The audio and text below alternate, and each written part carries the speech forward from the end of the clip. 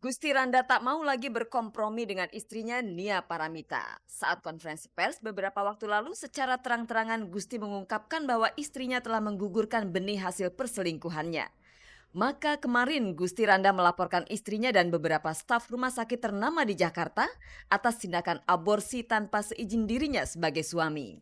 Di Polda Metro Jaya saat ditanyai seputar pelaporannya, Gusti tidak banyak berkomentar.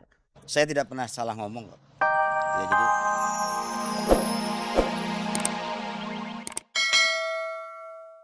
Selamat pagi pemirsa, selamat bergabung kembali di Gospot. Saya Nela Ana akan menghantarkan gosip-gosip serta berita-berita pilihan dari kalangan selebriti untuk Anda. Tak ada yang ditambahi, tak ada yang dikurangi, dan tak ada yang memanas-manasi. Dan jangan lupa pemirsa, ada kuis berhadiah 3 juta rupiah untuk 3 orang pemenang. Kalau Anda mau hadiahnya, jawab pertanyaan kuisnya. Caranya ketik GS, spasi jawaban A atau jawaban B dan kirimkan via SMS ke nomor 6288. Jadi simak beritanya dan jawab pertanyaan kuisnya di akhir tayangan nanti. Bersama Gospot Anda tak perlu was-was ketinggalan berita. Dan pemirsa, inilah sajian segar dari meja redaksi Gospot untuk Anda yang memang haus akan berita-berita dari dunia selebriti.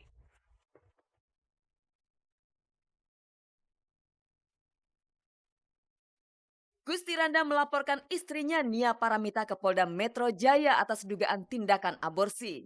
Sejak Senin malam, Revaldo dan adiknya mendekam di tahanan Polres Jakarta Selatan karena menyimpan 3 jenis narkoba. Suami Usi Sulistyowati Yusuf Sugianto mendampinginya saat proses persalinan anak pertama mereka. Ririn Dwi Arianti ingin lepas dari sebutan Ririn AADC. Cici Tegal dan Ratna Listi percaya dengan metode pengobatan alternatif.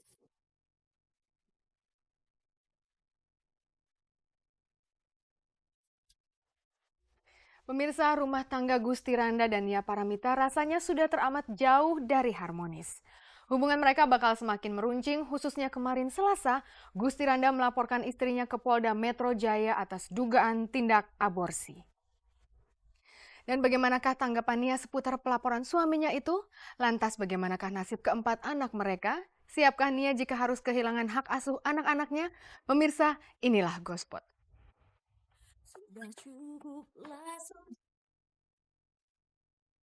Gusti Randa tak mau lagi berkompromi dengan istrinya Nia Paramita. Saat konferensi pers beberapa waktu lalu secara terang-terangan Gusti mengungkapkan bahwa istrinya telah menggugurkan benih hasil perselingkuhannya. Maka kemarin Gusti Randa melaporkan istrinya dan beberapa staf rumah sakit ternama di Jakarta atas tindakan aborsi tanpa seizin dirinya sebagai suami. Di Polda Metro Jaya saat ditanyai seputar pelaporannya, Gusti tidak banyak berkomentar. saya tidak pernah salah ngomong kok. Ya jadi kalau dalam masalah ini karena sudah saya kuasakan kepada rekan-rekan saya, biar rekan-rekan saya yang bicara. Secara resmi memang yang melakukan perbuatan itu adalah istri daripada Gusti Randa. Dengan resmi kami juga melaporkan beliau.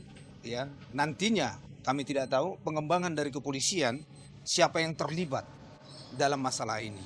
Yang jelas, yang jelas ada apa tindakan daripada Ratna Paramita mengambil tindakan ini tanpa konsultasi dan atau adanya persetujuan daripada Gusti Randa sebagai suaminya. Tidak puas dengan jawaban Gusti Randa di Polda Metro Jaya, awak Gospot mendatangi Gusti di kantornya untuk mengorek lebih jauh seputar perkembangan nasib rumah tangga Gusti dan Nia. Kepada awak Gospot, Gusti Randa mencurahkan semua kegundahan hatinya. Menurut Gusti, ia tak perlu lagi mempertahankan rumah tangganya yang dinodai dengan perselingkuhan. Keinginan Gusti Randa hanya satu, yaitu memperjuangkan hak asuh keempat anaknya agar jatuh ke tangannya. Saya ini sudah kehilangan semua ya. Kebahagiaan perkawinan saya yang 9 tahun itu udah hilang pasti. Ya. Komitmen perkawinan juga sudah hilang. Ya istri pun juga hatinya sudah tidak di kita-kita ya. Kita tuh keluarga dan anak saya gitu. Nah, tentu yang menjadi persoalan ke depan adalah bagaimana saya tidak kehilangan anak. Saya ingin perwalian anak jatuh ke tangan saya. Nanti teknisnya seperti apa itu kan bisa saya atur dengan mantan istri saya. Jadi bagi saya nggak terlalu menjadi persoalan apakah nanti istri saya juga tetap mau tinggal di rumah di tempat anak-anak saya ada, itu nggak ada masalah. Tetapi yang jelas kan status kita sudah berbeda gitu. Ya, seperti itu. Dan anak-anak juga tidak boleh kehilangan figur ibunya, anak-anak juga tidak boleh juga kehilangan figur ayahnya gitu. Sama halnya dengan Gusti, Nia juga ngotot menginginkan hak asuh anak tersebut. Dengan demikian dapat dipastikan keduanya akan saling berjuang mati-matian demi mendapatkan hak asuh anak. Agaknya sudah tak ada lagi jalan kekeluargaan di antara mereka karena Gusti Randa merasa sudah tidak ada kecocokan hati dengan istrinya. Mungkin dia balik seperti semula, itu ada lagi kita komunikasi. Cukup menarik, saya bisa mengenal. Tapi nanti ketika dia mendapatkan SMS dari pihak-pihak saya nggak tahu mana gitu ya, atau ketika dia mendapatkan telepon, itu berubah lagi dia. Dia berubah lagi, menjadi saya tidak bisa mengenali dia lagi. Gusti menyadari bahwa keputusan cerai yang diambilnya pasti berimbas pada masa depan keempat anaknya. Maka dari itu sebagai ayah dan juga suami, ia ikut bertanggung jawab atas nasib rumah tangganya yang nyaris diambang perceraian. Untuk istri saya sudah jauh sebelum ada permohonan talak itu, saya sudah maafkan kok. Karena saya katakan bahwa kesalahan istri juga ada kalanya suami juga salah kan. Kita kurang benar membimbing itu pasti.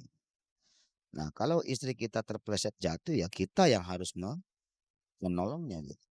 Tapi kan yang saya minta artinya orang-orang yang telah merusak rumah tangga kami ini ya minta maaf, itu aja. Saya rasa kalau mungkin dalam keadaan putus hubungan sebagai suami istri, mungkin istri saya mungkin agak lebih leluasa kan. Karena saya tidak bisa lagi mengatur dia. Ya kan? Tidak boleh. Jadi ya dia mau ngapain aja mungkin dia lebih nikmat kali, lebih terserah gitu. Atau dia mungkin akan jalan dengan pria lain dan seterusnya ya mungkin lebih merdeka dia. Kemarin siang, awak Gospot berusaha mewawancarai Nia tentang reaksinya atas pelaporan Gusti Randa. Di sini Nia tak mau dimintai keterangan. Pemandangan ini kontras berbeda ketika beberapa waktu lalu Nia sangat ramah dan renyah menanggapi pertanyaan dari awak Gospot. Ya, ini nggak mau. Itu dia.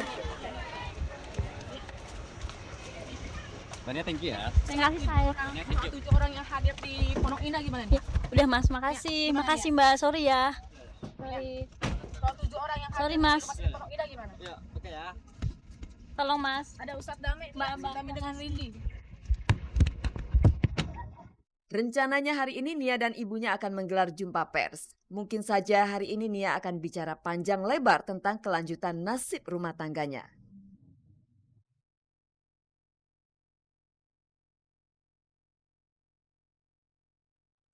Pemirsa, nyaris bertubi-tubi kasus hukum menerpa pemain sinetron Revaldo. Belum tuntas kasus penganiayaan yang memposisikan Aldo sebagai tersangka, sekarang Aldo terjerat dalam kasus narkoba. Setelah rumah kos Aldo digerebek, pada diri Aldo ditemukan narkotika berjenis sabu-sabu dan ganja, serta psikotropika jenis ekstasi. Apakah Aldo sedang pesta narkoba? Dan pemirsa, setelah itu jangan lewatkan berita gembira dari Usi Sulistiawati yang sudah melahirkan bayi pertamanya. Tapi kini kita simak dulu liputan dari Polres Jakarta Selatan.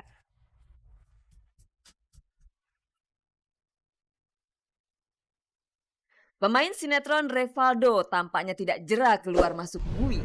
Di bulan April 2004, Aldo terpaksa mendekam beberapa hari di dalam penjara karena kasus penganiayaan. 2 tahun kemudian, tepatnya tanggal 10 April 2006, Aldo kembali masuk sel. Hari Senin malam sekitar pukul 11:30 malam, Aldo dan adiknya Eka yang sedang berada di rumah kos ditangkap pihak Polres Metro Jakarta Selatan karena menyimpan sabu-sabu, ganja, dan pil ekstasi. Saat Aldo diperiksa, awak Gospot sempat mengabadikan wajahnya yang kusut. Sadar kalau sedang diawasi dari celah pintu, Aldo refleks membanting pintu. Kemudian muncul Wendra, asisten Aldo. Awak Gospot langsung menanyakan pada Wendra soal seberapa jauh ketergantungan Aldo akan narkoba. Aku kurang tahu. Tapi selama ini nggak tahu ya? Selama ini aku hanya untuk masalah untuk pekerjaan aja. Jadi untuk pribadi itu aku nggak pernah tahu karena memang kebetulan kalau syuting kayak gitu juga aku emang nggak pernah nganter. Aku juga baru tahu tadi dan sekarang aku mau ketemu Aldo. Aku mau banyak bicara. Ada apa ini? Selesai diperiksa, Revaldo yang menunduk dan mengenakan topi dikawal beberapa petugas kepolisian untuk dipindahkan ke sel. Wartawan yang menanti sejak pagi hari berupaya mendekati Aldo dan meminta komentarnya. Aldo hanya berdiam diri dan malah menghindar dari wartawan, lantas melarikan diri ke sebuah ruangan. Begitu ketegangan mereda, Revaldo keluar dan bersedia disorot kamera.